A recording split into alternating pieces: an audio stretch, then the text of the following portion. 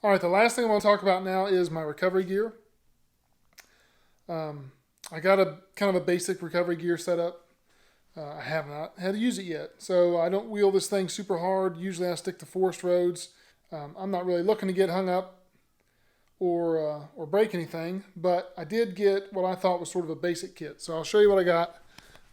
I think this, in my opinion, is sort of a good place to start. Of course, there's the Maxtrax. There's cheaper options out there. Talked to other people about it, and it seems to be kind of universal that these are the best things, although they're like $300 for a pair. So I only have two of them. I think two will get me out of most things that I would be willing to get myself into, I guess. I do have a winch. I've got a winch in the 4Runner. I've got the Smittybilt X2O.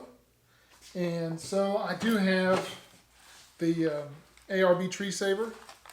I got one of these. My winch blanket. Alright. And then this is the kit that I put together for recovery work.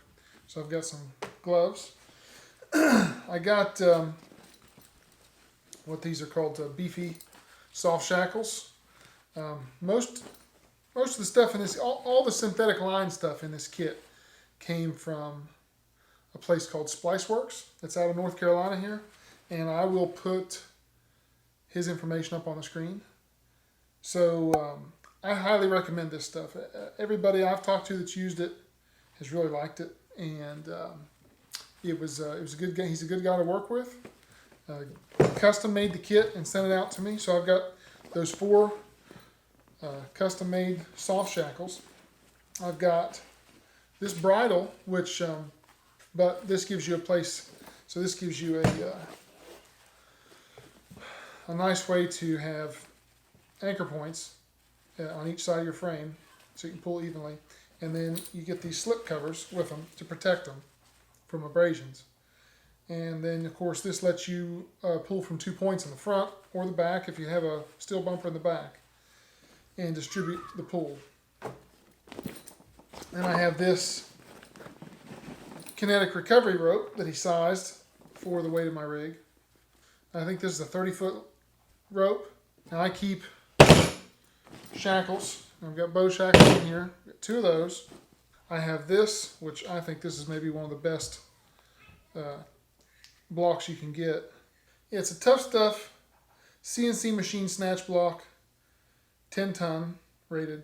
Okay, I like this one because it's got a large bearing in it and a grease point, which I think really kind of sets it apart from a lot of the other less expensive ones on the market.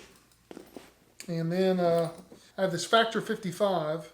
This is the Hitch Insert for recovery use. And so I can hook my soft shackles through it. I can hook a bow shackle through it. I have this pin, which I actually really like.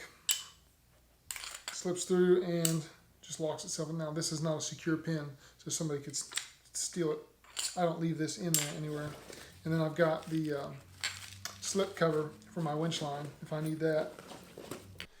So anyway, that's my kit. I think with all this stuff, I've got, I think it's a pretty good basic kit. With the gear I have now, I should be able to do any kind of reasonable recovery work or, trail clearing or something like that with a winch. So this is what I'm working with. And like I said, I haven't had to use any of it yet. Lucky me. I think it's all good equipment. I think you can get a lot more complex than this, but I think this is a pretty good starting place to get you out of most normal situations. So I think one other thing I want to show you guys. This is something that stays in the 4Runner all the time. So anyway, this is the Viair 88P. It's got a gauge built in, which actually is fairly accurate.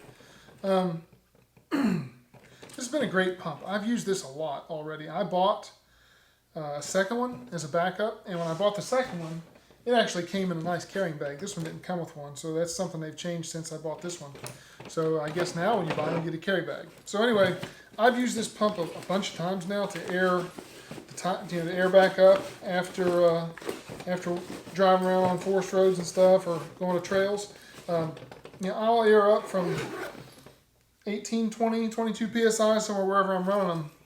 I usually run this thing, run my tires back up to about 35 PSI. That pump works pretty good. It doesn't take long. So, yeah, the 88P, if you're not going to have some kind of an onboard pump, I recommend getting that pump. If you have any comments, let me know what you think of the recovery gear.